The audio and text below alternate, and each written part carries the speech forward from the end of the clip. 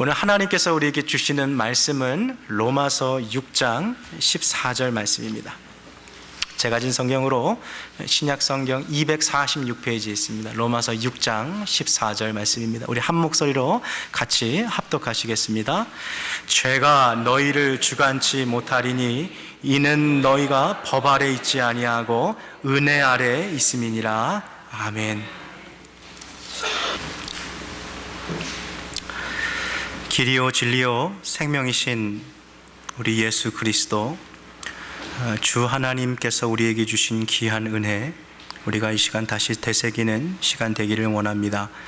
하나님 말씀을 통하여서 우리 가운데 역사하시는 주님, 이 말씀이 죽어있는 우리의 영혼을 다시 한번 일으키시고 하나님과 멀어졌던 우리를 가깝게 하시며 소망 없이 살아가던 우리의 삶 가운데 잃어버렸던 기쁨과 영적인 즐거움을 회복할 수 있는 능력의 말씀 되게 하여 주시옵소서. 주 예수 그리스도의 이름으로 기도합니다.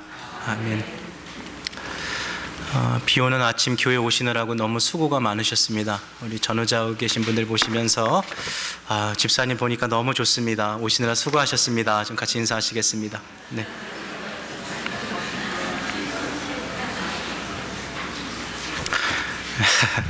인사 고개로만 하지 마시고 좀 입을 열어서 반갑다고 좀 같이 표현했으면 좋겠어요. 한 번 더 인사합시다.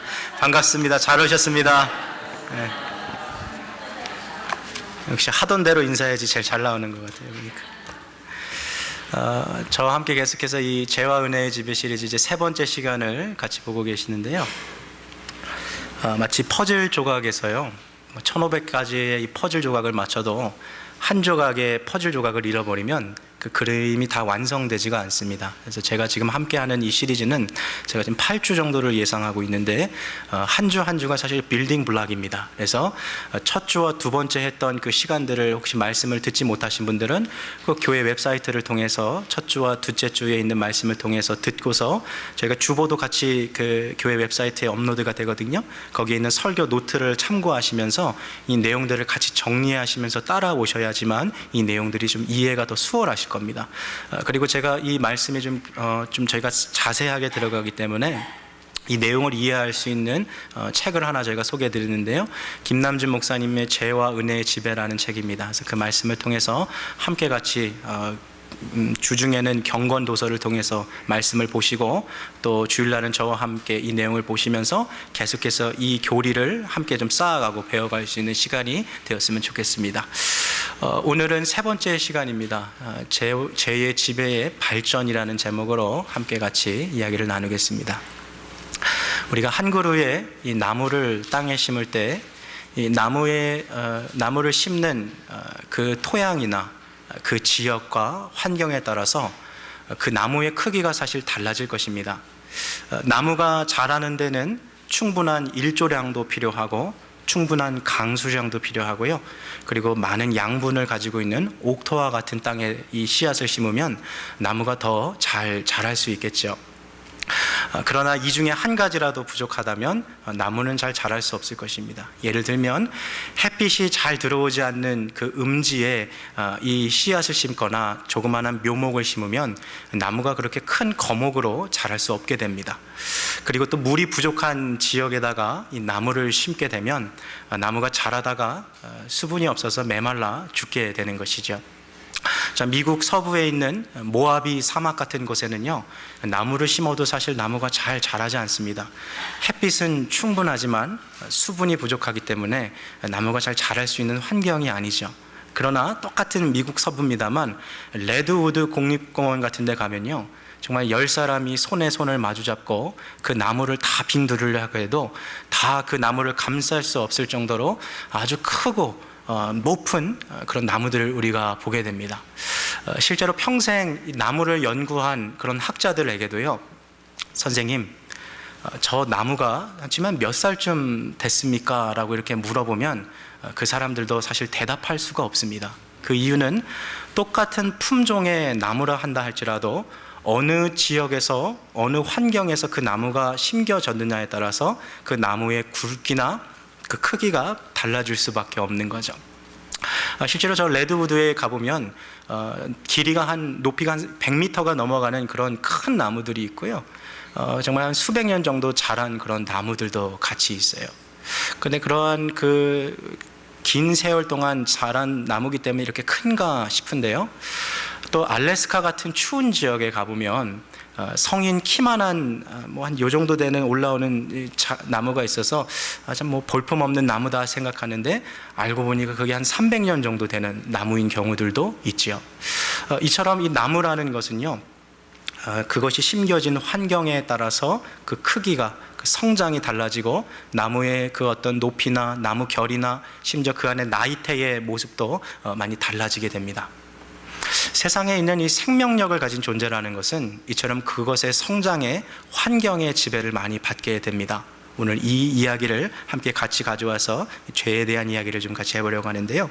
우리 신자 안에 거하는 이 죄라는 것도 마치 이 생명력을 가진 존재가 꿈틀꿈틀 거리듯이 우리 안에서 그 지배력을 더 확장시키려고 합니다. 근데 이 죄가 잘 자랄 수 있는 환경이 우리의 영혼 안에 있다라는 것이죠. 오늘 저는 이 말씀을 하나의 명제를 토대로 놓고 이 말씀을 좀 진행하려고 합니다. 이 명제는 다음과도 같습니다. 은혜에서 멀어질수록 죄에 가까워집니다. 다시요.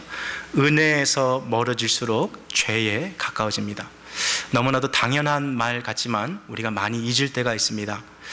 죄에서 멀어지기 위해서는 반대로 무엇에 가까워져야 됩니까? 은혜에 가까워지면 죄에 멀어질 수 있겠죠. 이 두 가지의 환경이 우리의 마음 가운데서 끊임없이 서로 싸우고 전쟁을 하는 것이 바로 우리의 내적인 영적 전쟁이죠. 자, 그렇다면 과연 신자의 영혼 안에서 죄가 지배할 수 있도록 그 영향력을 발전시키고 그것이 자라날 수 있도록 그 지배력을 확장시키는 두 가지 삶의 환경들을 저와 함께 오늘 살펴보실 텐데요. 첫 번째 환경적인 요소는 바로 영혼의 실증입니다.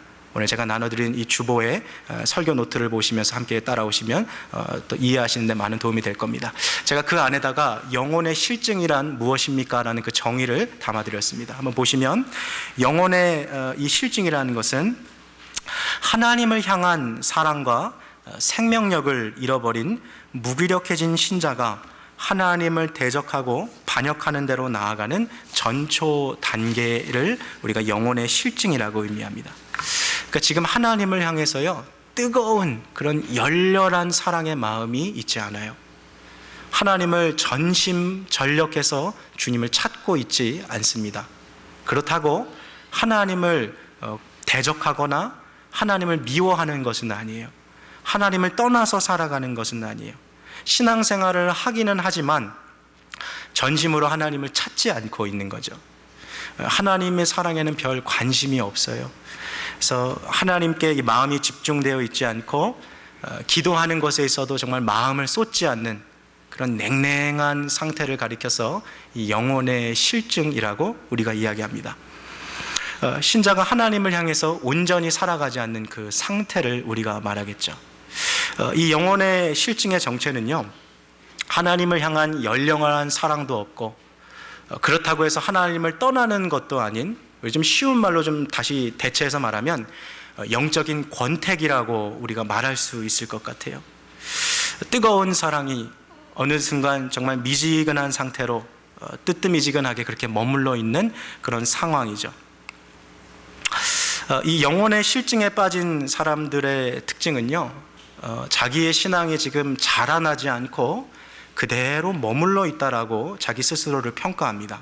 그러나 한 가지 꼭 기억해야 할 것은 우리의 영혼의 상태는 중간 상태라는 것이 존재하지 않습니다. 하나님을 향하고 있거나 혹은 하나님을 향해서 멀어지고 있는 두 가지 상태밖에 없습니다. 따라서 지난 한 해를 내가 돌아보면서 나의 영혼이 하나님 앞에 더 가까이 나아가고 있지 못했다는 것은 내가 지금 그 자리에 머물러 있다는 것이 아니라 실상은 뭐예요? 은혜에서 뒤로 후퇴하고 있었다는 것을 우리는 꼭 유념해야 할 것입니다. 신앙생활에는 중간지대라는 것이 존재하지 않습니다. 하나님을 향해 내가 나아가고 있거나 혹은 죄를 향해 나아가고 있거나 이 둘 중에 하나밖에 없는 거죠.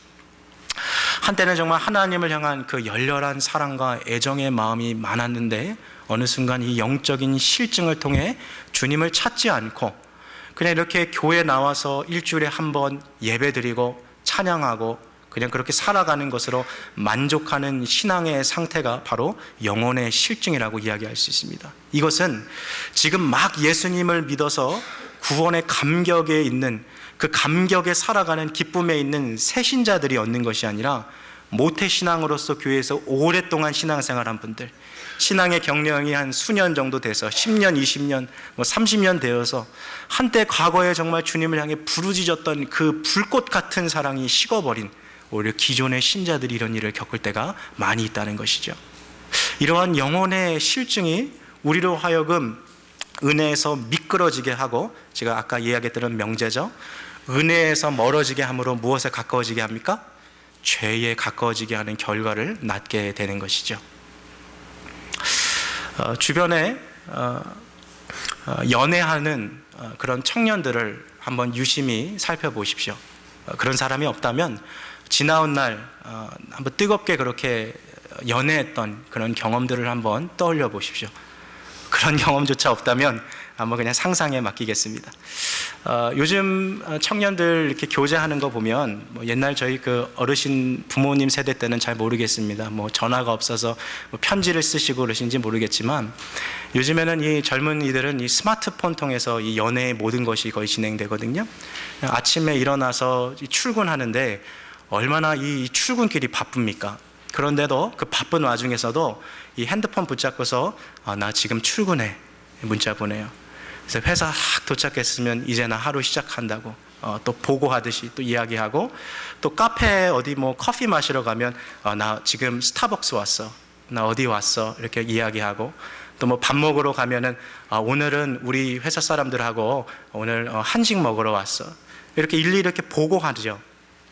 그리고 일 끝날 때쯤 되면은 나 이제 오늘 몇 시쯤이면 이제 일 끝나는데 내가 맛집을 하나 알아냈는데 우리 오늘 거기 가서 밥 먹을까? 막 이렇게 연락을 하죠. 그래서 일 끝나면 여자친구나 남자친구 만나가지고 같이 식사하고 나서 또 그렇게 대화하고 또 데이트 끝나고 또 이제 집에 가서도 또 잠자기 전에 이렇게 전화기 붙잡는데 이게 막 1시간, 2시간 통화하다 보니까 이 전화기에 막 불이 나는 거죠, 진짜. 그래서 그래가지고 막 전화하는데 마지막에 이 전화 끊을 때도 그냥 안 끊잖아요. 연애하는 사람들 보면 네가 먼저 끊어. 아니야, 네가 먼저 끊어. 네가 먼저 끊어. 이거 하잖아요. 제가 실제로 신학대학원에 있을 때 저희가 그 기숙사가 4인 1실이었거든요. 2층 침대가 2개가 있었어요. 이렇게 책상 4개가 있고. 근데 그 4명 중에 그 한 사람이 연애를 시작했는데 그걸 하고 있는 거예요, 방에서. 네가 먼저 끊어. 네가 먼저 끊으라니까. 그랬더니 그 고참 전도사님이 2층 침대에서 비계를 던지면서 야, 네가 좀 끊어라. 그러시더라고요. 끊으라고 막. 하루 종일 같이 있고 하루 종일 이야기하고 함께하는 그 시간이 너무 즐거운 거죠. 자, 그런데 어때요? 결혼하고 나서 한 10년, 20년, 여기 30년도 더 되신 분들도 계실 텐데, 특별히 경상도 남자하고 결혼하신 분들 평생 3마디 한대잖아요. 보면 밥 먹자, 아는, 자자, 이게 다라는 거예요. 다. 그의 얘기를 잘 안 한다는 거죠. 한때 정말 뜨겁게 그렇게 사랑했던 그 마음들이 정말 우리 안에 있었을까요? 하나님을 향한 그 사랑도요, 근데 이 연애랑 비슷하더라고요. 하나님을 사랑하는 그 열렬한 마음이 그 안에 살아있으면요, 바빠도 하나님 앞에 자기의 일상을 고백하기 시작합니다. 하나님, 저 지금 출근하러 갑니다. 오늘 함께 해주십시오.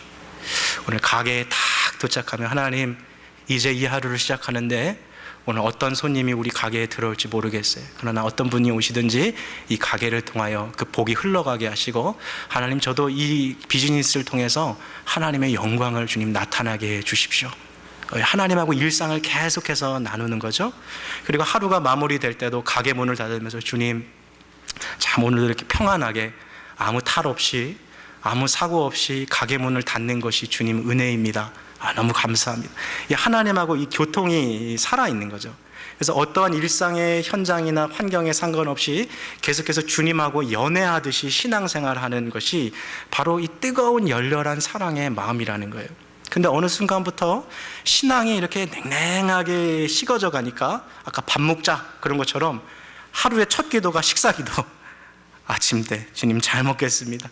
여기 아마 식사기도 30초도 안 하시는 분도 계실 거예요. 하나님 감사합니다. 아멘.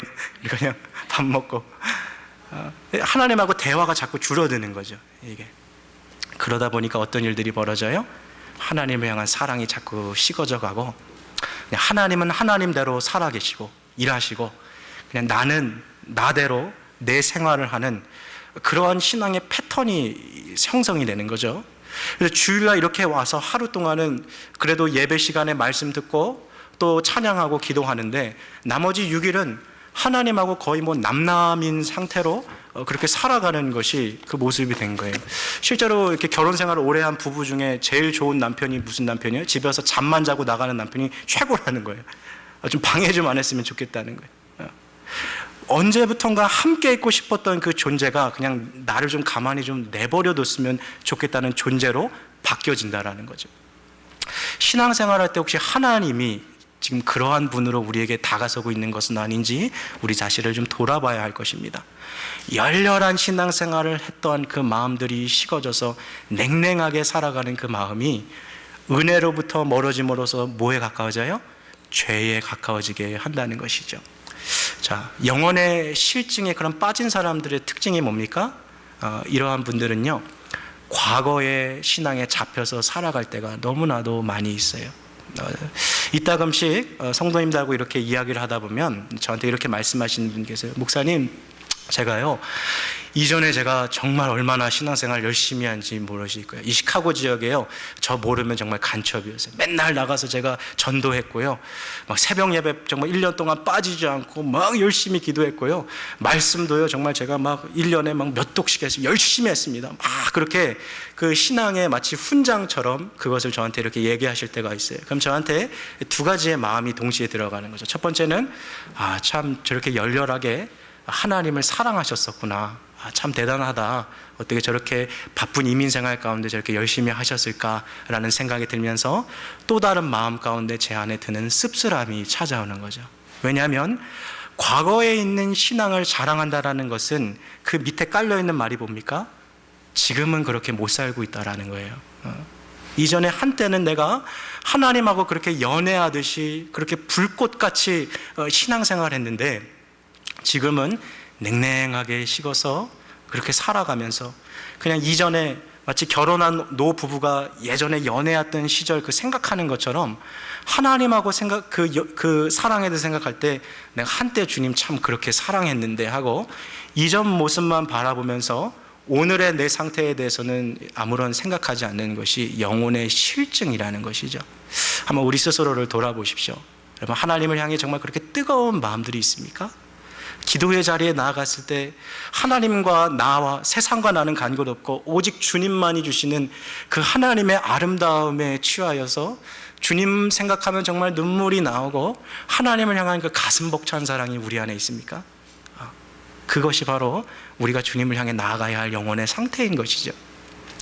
자, 우리가 은혜로부터 멀어지면 죄에 가까워지게 되는데, 그렇게 만드는 첫 번째 환경이 바로 이 영혼의 실증이라는 것이죠. 자, 두 번째 환경이 무엇이냐면 육체의 게으름이라는 것입니다. 이건 뭐 제가 특별히 설명해 드리지 않아도 게으름이란 단어가 딱 들리면 확 무슨 의미인지 아실 거예요. 근데 주보를 보시면 오늘 저희가 말하고 있는 이 게으름이라는 것은 특별히 신자가 은혜의 지배 아래 들어가기 위해서 마땅히 해야 할 의무에 대하여서 수고하기를 거절하는 태도를 가리켜서 우리가 육체의 게으름이라고 합니다. 하나님께서 우리에게 은혜를 주시기 위해서요, 정해놓으신 그런 방편들이 있으세요. 우리가 이거를 어려운 말로 은혜의 방편이라고 얘기하거든요.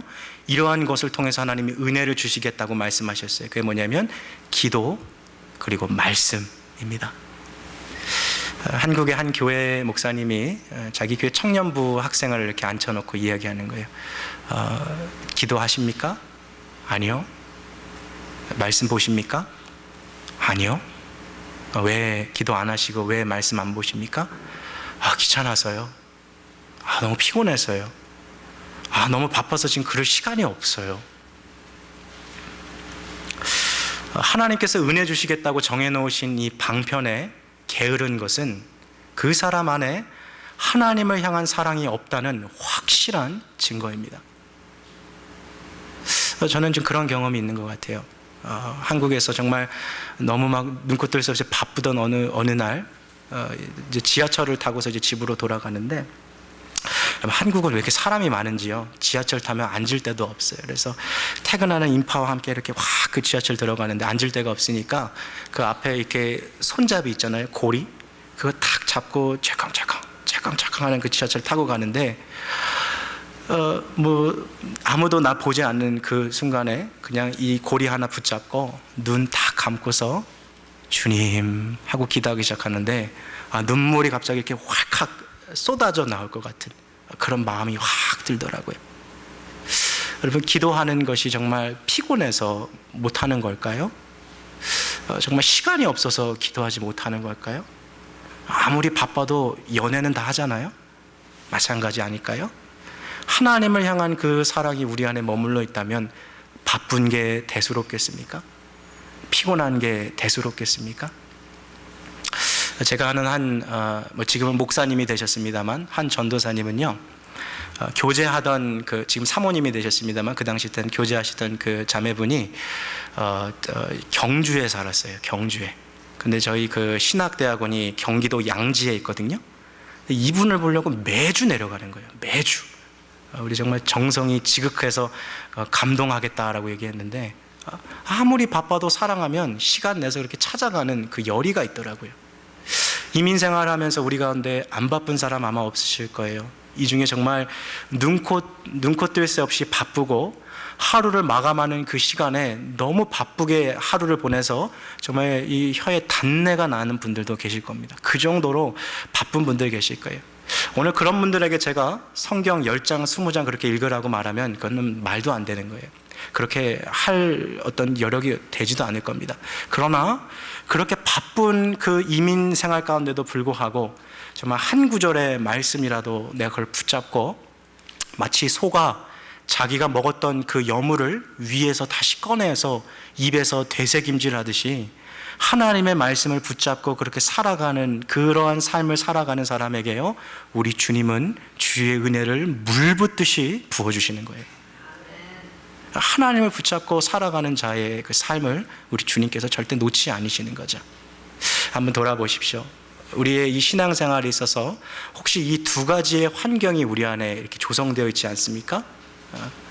하나님을 향한 어떤 열렬한 애정도, 기도의 자리에서 정말 내 전부를 쏟아내어서 주님을 찾는 그러한 어떠한 사랑 어린 마음 없이 영혼에는 실증이 빠져 있고, 신자가 마땅히 은혜를 받기 위해 할 은혜의 방편인 기도와 말씀은 그냥 안 하기로 작정하고 하나님하고 전혀 상관없이 살아가면서, 그러면서도 여전히 우리 안에 드는 의문은, 왜 나에게 하나님이 이렇게 은혜를 안 주시나? 왜 하나님이 내 삶을 인도해 주지 않으실까? 왜 나는 하나님의 음성이 들리지 않을까? 왜 난 이렇게 자꾸 냉랭하게 신앙생활을 하는가? 실제로 우리는 답을 너무나도 잘 알고 있어요. 그러나 우리를 속일 때가 너무나도 많다는 거죠. 은혜가 지배력을 잃어갈수록 죄는 신자 안에서 더 강력하게 그 지배력을 확보하게 됩니다. 은혜에서 멀어지죠. 은혜에서 미끄러져요. 영혼의 실증과 육체의 게으름을 통해서 은혜에서 내려갈수록 죄에 더 가까워질 수밖에 없는 것이죠. 자, 그렇다면 이러한 두 가지 환경을 통해서 우리 조금만 더 깊게 들어갑시다. 이 죄가 우리의 영혼의 지배력을 발전시켜 나가는데요, 제가 이 과정을 좀 세심하게 좀 한번 오늘 보여드리고 싶습니다. 자, 죄가 우리의 영혼에 들어오는 첫 번째 통로는 항상 우리의 생각을 통해서 영혼은 들어오게 되어 있습니다. 기억하십시오. 죄는 우리의 생각을 통해서 먼저 들어오게 됩니다. 제가 아주 강력한 유혹을 우리의 머리에 안에 이렇게 심어주는 거예요. 이때 죄의 이 생각, 유혹이 들어오게 될 때 이것을 우리가 어떻게 처리하느냐에 따라서 죄와의 싸움이 시작되는 거죠. 먼저 이걸 좀 더 말씀드리고 싶은데요. 그럼 왜 죄의 유혹이 시작될까요? 한번 절 보세요. 제가 오늘 이 컵에 담겨있는 이 물을 이렇게 마실 때요, 이 물을 마심으로 인해서 제 미각이 이게 뜨겁다, 차갑다, 미지근하다라고 하는 생각이 불러일으켜지게 됩니다. 즉 그 말은 사람이 가지고 있는 이 시각과 청각과 후각과 미각과 또 이런 촉각을 통해서 감각되어지는 것을 통해서 사람은 생각이 시작되어지기가 마련이 되어 있어요. 즉, 내가 오늘 보고 있는 거, 내가 오늘 듣고 있는 거, 그러한 것들을 통해서 나의 생각의 유혹이 강하게 들어오는 거죠. 쉽게 얘기하면 집에서 이 TV 볼 때 폭력적인 거 보고 아주 음란한 것들을 보고 있는 사람은 그러한 유혹을 더 강하게 받을 수밖에 없어요. 왜냐하면 그런 감각적인 것을 통해서 내 생각에 자꾸 유혹이 들어오게 되는 거죠. 근데 이 유혹이 들어올 때요, 이 유혹을, 이 죄의 유혹을 떨쳐버리는 사람이 있는가 하면 이 유혹을 그냥 그대로 받아들이는 사람이 있어요. 두 가지 경우가 있는데, 그 이유는, 첫 번째 이유는 죄가 들어오고 있는데, 생각으로 딱 들어오고 있는데 죄가 죄라는 것을 모르는 경우, 죄에 대해서 무지한 경우는 그 죄를 받아들일 수밖에 없어요. 그래서 우리가 말씀 보는 거예요. 왜냐하면 하나님의 말씀을 통해, 진리의 빛을 통해 죄가 죄라는 것을 깨닫게 해주기 때문에. 두 번째 경우도 있는데, 죄라는 것이 우리의 생각을 통해서 들어오게 될 때, 죄가 죄라는 것은 알지만 이것이 나에게 들어오게 됐을 때 나에게 주는 즐거움을 알거든요. 그래서 죄를 그냥 들어오게 해줄 때가 있는 거예요. 자, 한번 저랑 이런 상상의 날을 한번 펼쳐봅시다. 오늘 여기 앉아 계신 분들하고 저랑 국가의 특공대로 우리가 선출이 됐어요. 뭐 여기 앉아 계신 중에 이제 배 나오신 분들도 계시겠지만, 그래도 우리가 군복을 입혀놓으면 얼마나 멋있겠습니까? 그래도 이렇게 딱 좀 칠도 좀 하고서 특공대처럼, 그래서 하늘을 날아가는 이제 비행기를 타고 적진으로 우리가 파견된 거예요. 그래서 이제 그 에어플레인 비행기의 뒤에 문이 쫙 열리면서 우리가 낙하선을 하나 딱 메고서 적진으로 딱 뛰어드는 거죠. 하늘에서 이렇게 쫙 내려오면서 낙하선을 쫙 펼치고 적진을 딱 보니까요, 저 밑에 최신식 전투기들이 막 수십 대가 쫙 깔려 있고 최첨단 탱크들이 쫙 깔려 있는데, 그 가운데를 보니까요, 레이더가 하나 이렇게 싹 돌아가고 있어요. 그리고 그 레이더 주변에 서치라이트, 조명들이 막 이렇게 막 비치고 있는 거예요. 자, 우리가 막 싹 떨어지고 있는 우리 전투요원이라고 생각을 해보고, 자, 만약에 여러분이라면 뭐부터 보시겠습니까? 전투기 먼저 보시겠어요? 탱크 먼저 보시겠어요? 뭐부터 보셔야 됩니까? 만약에 저라면 저는 서치라이트부터 끄겠어요. 왜냐하면 제가 그거 안 끄고서 전투기 부시러 가면 적군에게 발각돼서 저 사살당할 확률이 얼마나 높겠습니까? 그러니까 침투하는 사람은 일단 자기의 존재를 감추기 위해서 이 서치라이트부터 먼저 총으로 빡 쏴가지고 부셔버리는 거예요. 그리고 레이더를 뭐 폭파시키든지 픽폭시켜서 이것이 기능을 하지 못해서 나중에 우리나라 전투기가 와서 뭐 미사일로 여기를 격파시키든지 할 수 있도록 이 적을 탐지하는 것들을 먼저 부셔버리는 거죠. 그리고 나서 전투기든 탱크든 다 부셔버리는 거예요. 여러분, 이게 세상에서 전쟁하는 방식이에요. 근데 이게요, 죄가 우리 안에서 들어가는 역할이랑 똑같다라는 거예요. 우리의 이 생각이라는 것은요, 지성이라는 것은 영혼에 있어서 레이더의 역할을 하는 거예요. 서치라이트 같은 거예요. 죄가 딱 들어올 때, 죄야, 너 거기서, 너는 들어올 수 없다, 너는 적이야 라고 말해주는 것이 우리의 지성의 이 생각이 작용하는 거예요. 말씀으로써 우리의 생각을 채워놓지 않으면 이게 흐려지는 거죠. 그래서 마치 군부대에요, 보초서고 있는 이 헌병이요, 이 적군이 딱 왔는데 우리나라 군복하고 아주 비스무리한 이 군복을 입고 왔어요. 이게 딱 국기도 있고 있는데, 암구호 딱 대보라고 딱 하니까 이 뭐 이렇게 말도 잘 못해요. 뭐 말하는 투도 보니까 어디 좀 멀리 북쪽에서 온 사람 같아요. 그래서 이 사람을 들여보내줘야 되나 말아야 되는데, 지금 자기가 얘를 안 들여보내주면 나중에 그 상사한테 조인트 당할 것 같아요. 그래가지고 그냥 패스, 들어가, 들여보내줘요. 뭡니까? 적하고 아군을 구별을 못하는 거예요. 그 기능이 파괴되면 죄가 들어오는 거죠. 죄가 생각을 통해서 싹 들어오게 되는 거예요. 이게 1단계라는 거예요. 자, 그러면 생각을 통해서 들어오게 될 때, 죄의 무지를 통해서 죄가 들어오거나 혹은 죄의 유혹을 통해서, 죄의 즐거움을 통해서 이 생각이 죄가 들어오는 것을 우리가 허락했을 때, 죄를 물리치지 않았을 때 어떠한 일이 벌어지냐면, 두 번째 단계가 죄가요, 우리 안에서 상상력을 펼쳐가기 시작합니다. 펼쳐가기 시작해요. 아주 좋은 예가 하나 있는 것 같아요. 네.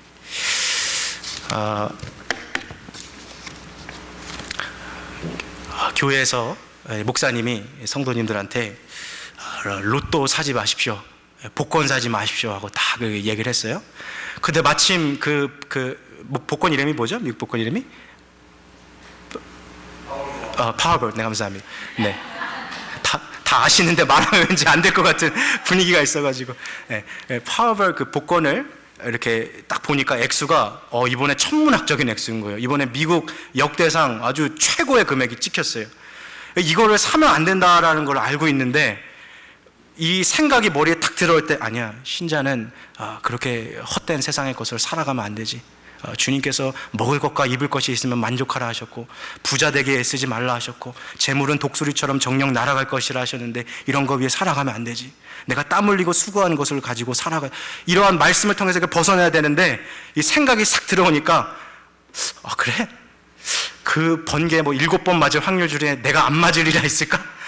복권을 하나 사려고 하는 그 마음이 드는데 머릿속에서 갑자기 상상의 나래가 쫙 펼쳐지는 거죠.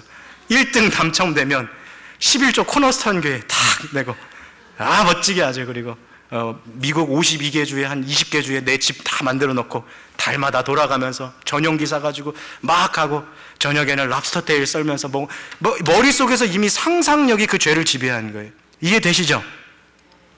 이게 바로 죄의 두 번째 단계인 거예요.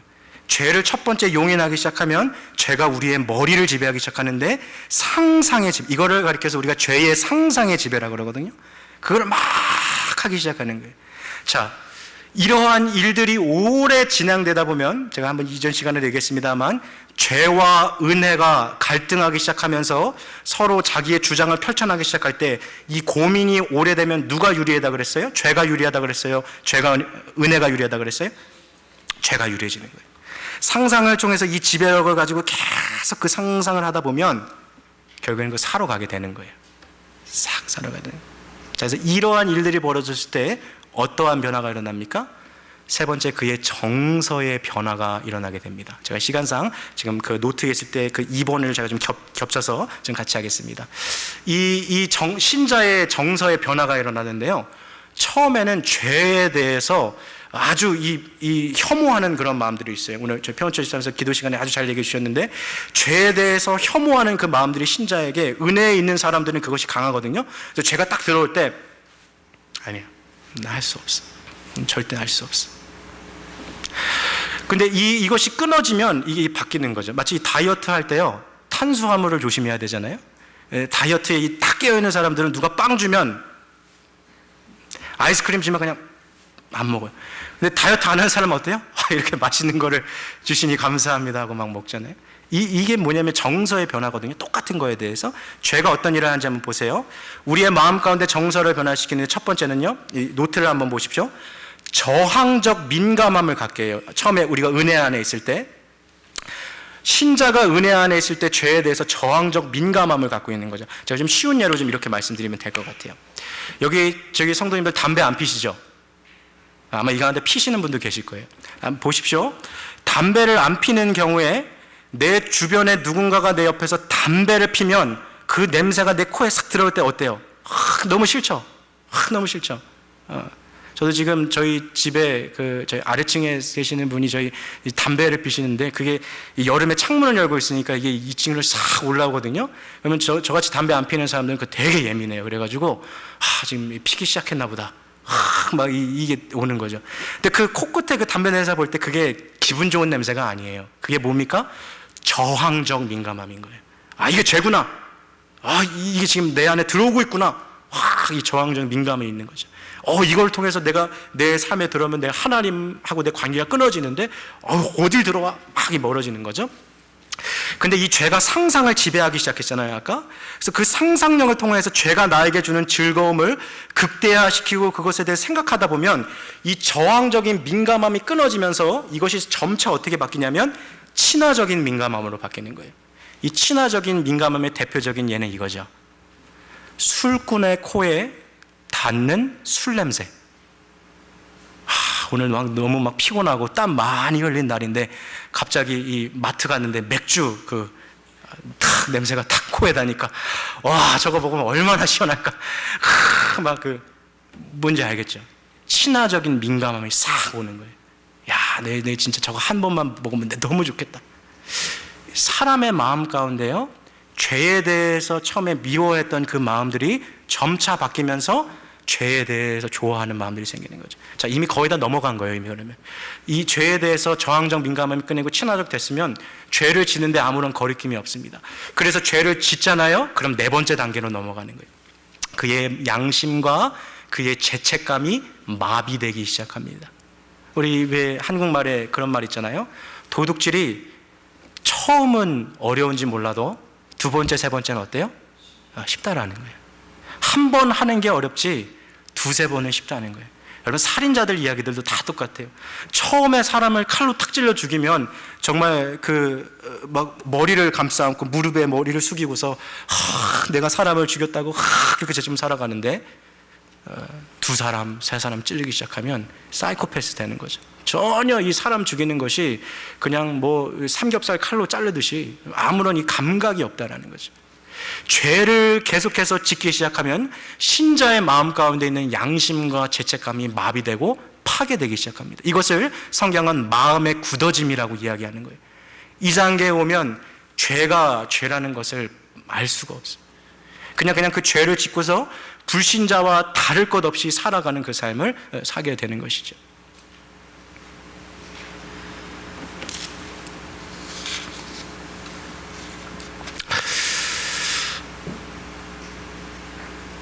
우리가 지금 신앙생활을 하면서 우리의 영적인 상태를 우리가 다시 한번 좀 점검해야 할 필요가 있습니다. 정말 내가 신앙생활 지금 제대로 잘하고 있는가? 믿음생활 정말 제대로 잘하고 있는가? 내가 신자라고 내 스스로를 생각하지만 실상은 죄의 지배에서 살아가고 있는 사람은 아닌가를 돌아봐야 할 것입니다. 성경에서요, 실제로 교회 생활을 너무 열심히 했지만 그렇지만 죽어있는 그런 교회가 있었어요. 이게 바로 요한계시록에 나오는 사대교회인데요. 말씀 한번 보여주시겠습니까? 요한계시록 3장 1절 말씀 우리 한번 같이 읽겠습니다. 시작.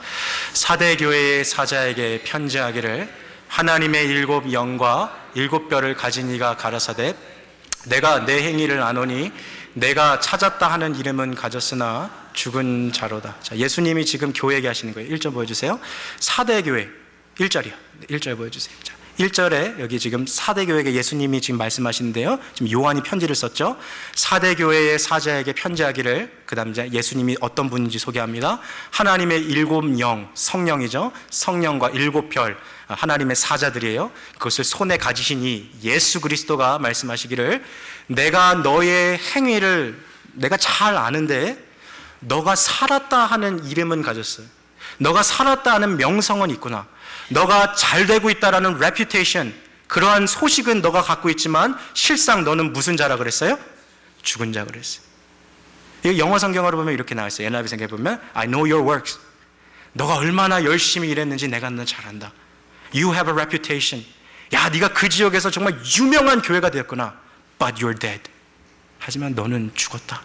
예수님께서 사대교회를 향해서 평가하셨다는 거예요. 여러분, 이 말씀을 가지고 우리 신앙생활에 비춰보십시오. 아침 이른 시간에 교회에 왔어요.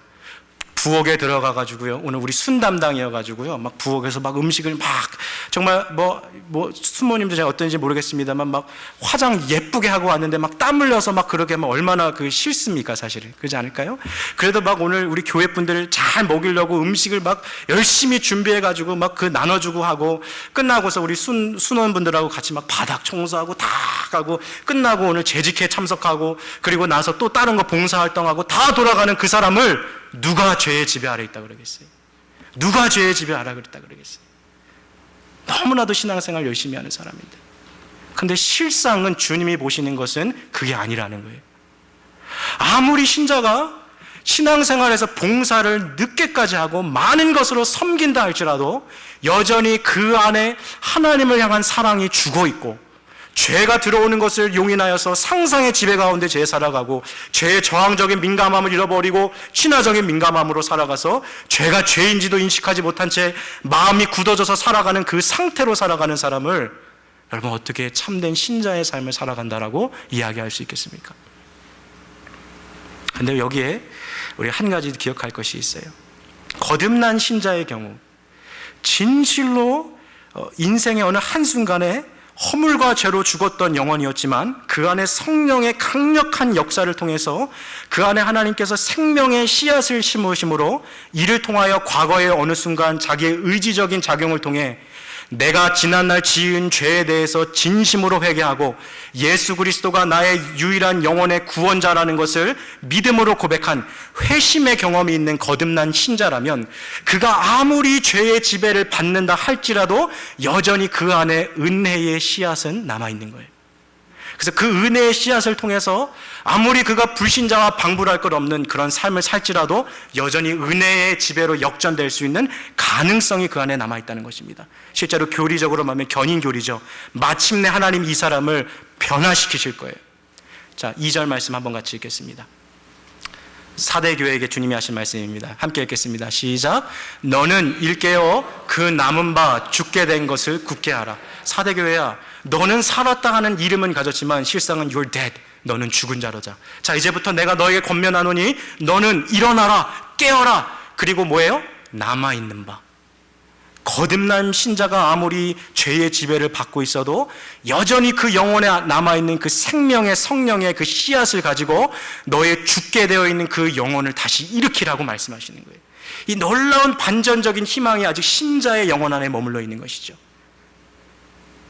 근데 오늘 이 가운데요, 정말 그런 분들 계신지 모르겠어요. 목사님, 저도 정말 수도 없이 노력해봤습니다. 이놈의 죄를 좀 끊어보려고, 이거 정말 안 하려고 내가 정말 수도 없이 내가 그렇게 노력해봤어요. 내가 정말 기도의 자리에서 울어도 받고 부르짖어도 받고 내가 안 하겠다라고 정말 내 영혼을 채찍질하면서 내가 또 한 번 이 죄를 지으면 내가 사람이 아니라고, 내가 소나 돼지라고 그렇게 나 자신을 가책하면서 내가 이 죄를 짓지 않겠다고 결심하고 또 결심했지만 지나온 시간 넘어지고 똑같은 죄에 반복해서 실패하고 넘어지는 이 나의 모습을 가지고 내가 어떻게 나아가야 하겠습니까? 실존의 고민이 그 안에 있는 거죠. 죄가 이미 나를 지배해버린 것 같은데 목사님, 나 어떻게 해야 됩니까? 어떻게 하면 이 죄를 끊어버리고 은혜의 지배에 들어갈 수 있겠습니까? 제가 왜 안 되는지부터 말씀드릴게요.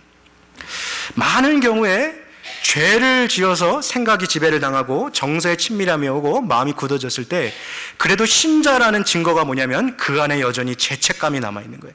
아, 내가 이렇게 살면 안 되는데, 아, 내가 이렇게 하면 안 되는데, 죄를 지었을 때.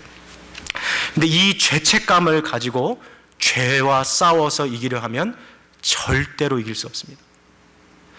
우리의 육신 안에 죄를 짓고자 하는 정욕이라는 것은요, 죄책감은 뭐와 같은 거냐면 이 마지막 이 브레이크 같은 거거든요.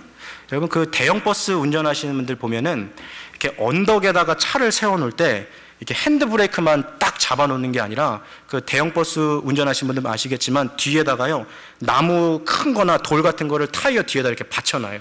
그래서 만약에 요즘 차는 잘 모르겠습니다만 만약에 이 핸드 브레이크가 이렇게 딱 풀린 경우에 차가 이렇게 뒤로 쓸려지지 않을 수 있도록 그 나무 조각이 막아주는 거죠. 이게 뭐냐면 이 인간의 영혼에서 죄책감이라는 거예요. 이게 없으면 차가 뒤로 싹 흘러내리면서 골목길에서 놀고 있는 어린아이 다 쳐 죽이는 거랑 똑같은 거예요. 죄를 막 짓는 거죠. 실제로 제가 신학대원에 있을 때 이 버스 운전 아저씨가 이거 안 되나가지고 차가 밑으로 나가지고 대형 사고가 난 적이 있었어요. 인간의 영혼에서 죄를 막아주는 마지막 장치가 죄책감인데 영혼에서 죄로 인해서 그 영혼이 굳어지니까 이 죄책감의 기능이 상실해져 버린 거예요. 근데도 이것을 가지고서 내가 다시는 죄를 짓지 않으리라, 내가 넘어지지 않으리라 하고 내 의지적인 결단을 가지고 싸우려고 하다 보니까 육신의 정욕이 죄책감과의 싸움에 있을 때 반드시 정욕이 승리하게 되어 있어요. 왜요? 죄책감 가지고는 죄에서 싸울 수가 없는 거예요. 이게 마치 무슨 싸움과 같으냐면 시골에 막 오늘같이 비가 막 내렸을 때 홍수가 나잖아요. 그러면 시골에서 홍수 나면요, 아주 막 별거 다 떠내려갑니다. 개 떠내려다니고 소, 돼지, 막 닭도 막 떠내려다니고 막 초가집은 무너져서 그냥 막 홍수에 막 지붕밖에 안 보이잖아요. 바로 그런 홍수물 막 범람하고 있을 때 죄책감으로 죄를 막는 건 뭐와 같냐면 이 가마니에다가 이 흙을 확 집어넣어 가지고 그걸 쌓고 있는 거랑 똑같은 거예요. 이걸로 내가 홍수를 막아보리라. 막아집니까? 절대로 죄를 그거 막을 수 없어요. 죄책감 같은 거 가지고 절대 죄와 승리하여 싸울 수 없습니다. 자, 그렇다면 과연 이 죄에 대해서 우리가 어떻게 죄의 지배를 끊어낼 수 있겠습니까? 제가 3주 동안 이 죄와 은혜의 지배 설교하는데요, 다음 주부터 본론이에요. 아직 본론 시작도 안 했어요. 죄와 싸우는 거에 대해서.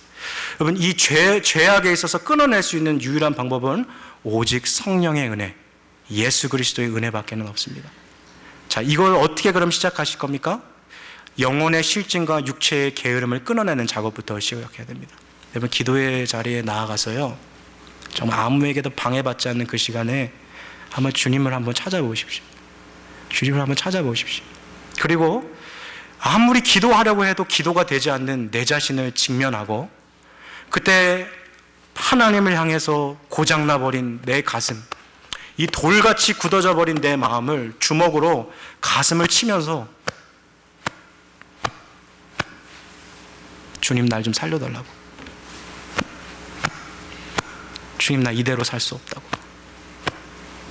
이렇게 죄의 지배에서 살아가는 것이 예수 그리스도께서 내게 원하시는 삶이 아니라고. 나 이렇게 살 수 없다고. 나 참신자로 살아가길 원한다고. 그렇게 살아가야 되는 거예요.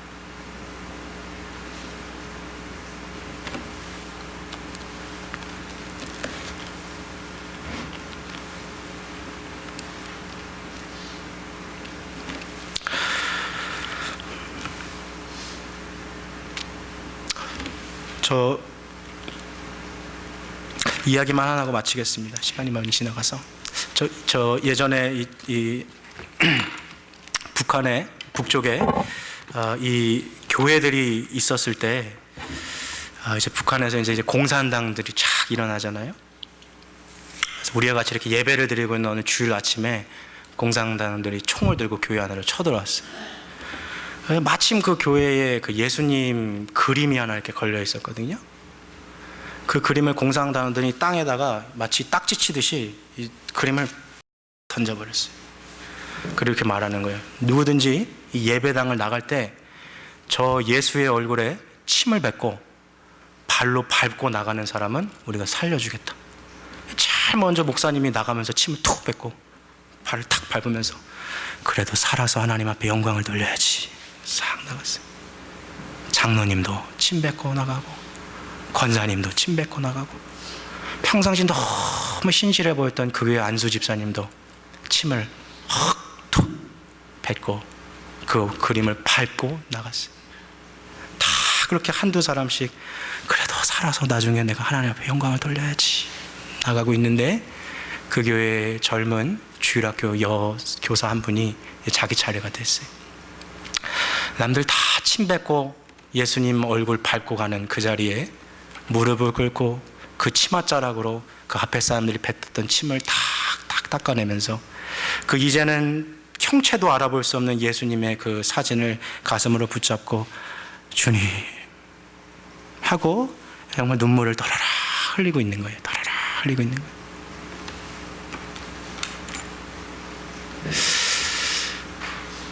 주님, 지금은 제가 너무 바쁩니다. 내가 지금 너무 피곤합니다. 이민자 생활 주님 아시잖아요. 언제 기도하면 말씀, 내가 나중에 살아서 영광을 돌리리라. 우리 하나님 그런 거 원하지 않으세요? 지금 이 자리, 나의 삶 가운데서 우리 주님은 주님 사랑하는 모습을 보기를 원하십니다. 나의 계명을 지키는 자라야 나를 사랑하는 자니, 주님 말씀하셨어요. 사랑하는 우리 성도 여러분, 우리가 계속해서 이 죄와 은혜의 지배에 대해서 나아갈 때 우리가 해야 할 것은 단 하나밖에 없습니다. 죄의 지배를 끊어내십시오. 영혼의 실증과 육체의 게으름을 끊어내십시오. 성령의 역사를 통하여서 기도의 자리에 나가서 고장난 가슴을 주먹으로 치며 주님 살려주십시오. 주님 다시 일으켜 주십시오. 나의 이 잃어버린 구원의 감격을 주님 회복하게 해주십시오. 이 가슴을 치면서 다시 주님 앞에 돌아오십시오. 죄의 지배가 아닌 은혜의 지배 안에 살아가는 것이 신자가 살아가야 할 모습입니다. 그것이 예수님께서 우리에게 허락하신 생명과 풍성한 삶의 진실한 모습입니다. 그 마음으로, 그 삶의 태도로 우리의 남은 삶을 살아가시기를 주님의 이름으로 축복합니다. 이 시간 함께 같이 기도하시겠습니다.